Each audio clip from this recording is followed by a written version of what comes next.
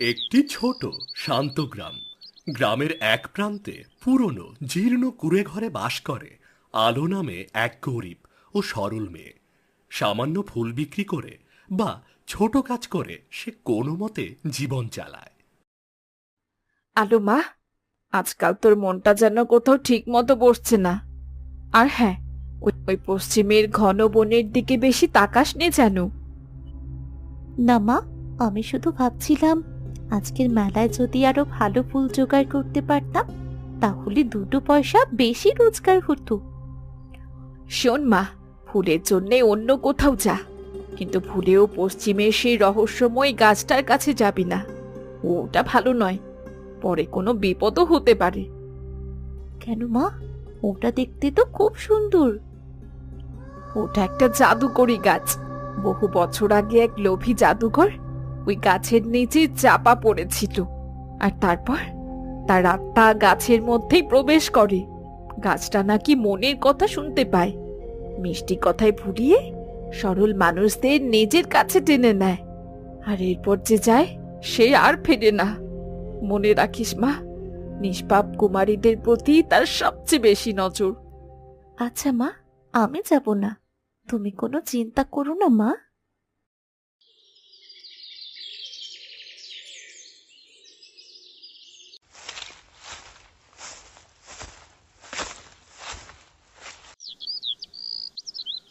গভীর বন। আলো ফুল সংগ্রহ করছে।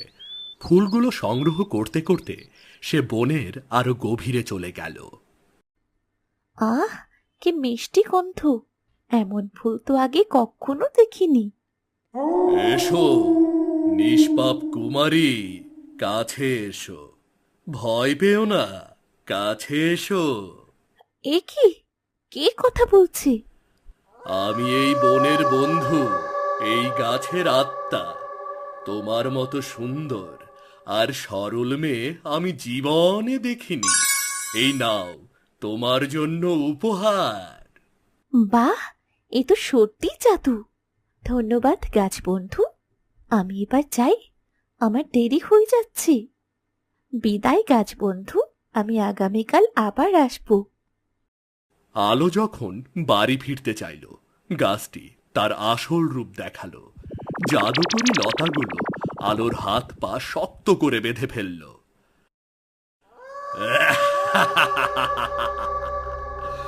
আগামীকাল তোমার যাওয়ার কোনো দরকার নেই। মানে, এইসব আপনি কি বলছেন? এই বনের মধ্যে কেউ কখনো আমাকে ভালোবাসেনি। এই বনের নির্জনতায় আমি একাকী ছিলাম, কিন্তু তুমি এসেছো। এবার তুমি চিরকাল আমার কাছে থাকবে। তুমি আমার চিরকালের সৌন্দর্য। না না, আমাকে যেতে দিন। আপনি এটা ছলনা করেছেন। মা, মা ঠিকই বলেছিলেন। চিৎকার করো না কুমারী, তোমার কণ্ঠস্বর এই বনের বাইরে যাবে না। তুমি আমার গুহার মধ্যে থাকবে, যেখানে সব ঐশ্বর্য আছে। কেউ কখনো তোমাকে খুঁজে পাবে না। দোহাই আপনার, মুক্তি দিন, আমাকে মুক্তি দিন। আমি গরিব, আপনাকে দেবার মতো আমার কিছুই নেই। তোমার মতো একজনকেই আমি এতদিন খুঁজেছি। এটি একটি মায়াবী কক্ষ। এখানকার ঝলমলে ফল, জাদুকরি ফুল এবং অলৌকিক জিনিসপত্র সবই তোমার জন্য। আমি এগুলো চাই না। আমি আমি শুধু মুক্তি চাই। আমি আমার গ্রামের খোলা আকাশ দেখতে চাই। মুক্তি? যদি তুমি না থাকতে চাও তবে তোমাকে পাথর হয়ে এই গাছের সৌন্দর্য বাড়াতে হবে। তোমার পরিণতি হবে অন্য কুমারীদের মতো। চুপ করে থাকো।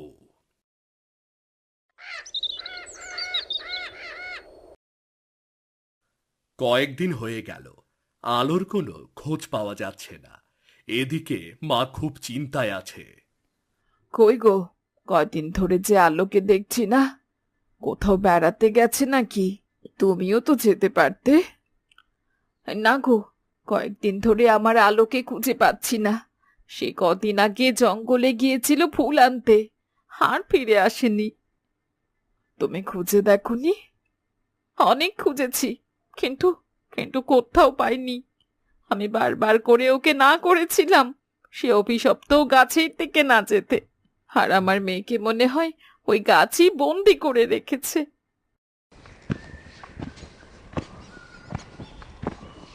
আসতে আসতে বহুটা পথ চলে এসেছি। খুব তৃষ্ণা পেয়েছে, যাই একটু খাবার জলের সন্ধান করি।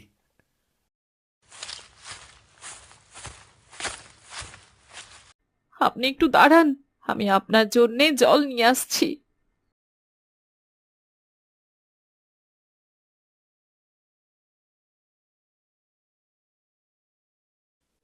একটা কথা বলি, আপনাকে খুব বিষণ্ণ দেখাচ্ছে। আমি এই রাজ্যের রাজকুমার। আপনি আমাকে আপনার সমস্যার কথা খুলে বলতে পারেন।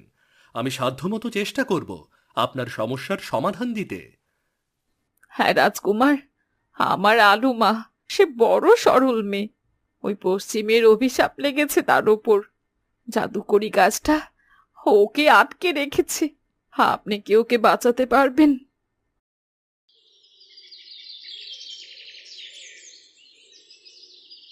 ওইটা সাধারণ গাছ না রাজকুমার, ওইটার কাছে যাওয়া মানে নিশ্চিত মৃত্যু। মৃত্যু ভয় থাকলে আমি রাজকুমার হতাম না। আমি আলোকে মুক্ত করবই। কিন্তু আমাকে বলুন, ওই জাদুকরীকে হারানোর কোনো উপায় আছে কি? আর গাছ কিভাবে মানুষকে বন্দি করে রাখে?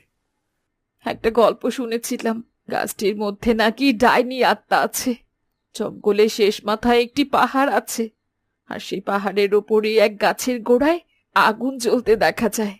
যদি ওখান থেকে আগুন এনে এই গাছের গোড়ায় দেওয়া হয়, তবেই সেই গাছ থেকে জাদুকর বের হয়ে আসবে। ঠিক আছে, আমি আজ রাতেই সেখান থেকে আগুন নিয়ে আসব। রাজকুমার তখন আস্তে আস্তে সেই পাহাড়ের দিকে যেতে লাগল। কিছুক্ষণ পরে সে সেই আগুন দেখতে পেল। এই তো, এই তো সেই আগুন। কোনো শুকনো কাঠ দিয়ে এখান থেকে আগুন নিয়ে যাই। রাজকুমার আগুন নিয়ে সেই জঙ্গল পেরিয়ে জাদুকরি গাছের দিকে যেতে লাগল। এখনই এই গাছে আগুন লাগিয়ে দিতে হবে, দেখি কি হয়। বন্ধ করো, আগুন সরাও। এই আগুন আমি সহ্য করতে পারছি না। আগুন সরাও, আমার খুব কষ্ট হচ্ছে। সরাও আগুন। যতক্ষণ পর্যন্ত আলো না বের হয়ে আসবে, ততক্ষণ আমি থামবো না। রাজকুমার আগুন থামালেন না। আস্তে আস্তে গাছের কাণ্ড ফেটে জাদুকরের একটি ধোঁয়াশা ছায়া বেরিয়ে এলো। গাছের লতাগুলো সম্পূর্ণ ভেঙে গেল। আলো গুহা থেকে বেরিয়ে এলো। রাজকুমার, আপনি? আলো, তুমি নিরাপদে আছো? আমি জানতাম তুমি মুক্ত হবে। আপনি আমার জীবন বাঁচিয়েছেন। আপনি সত্যি আমার সত্যিকারের বন্ধু, রাজকুমার।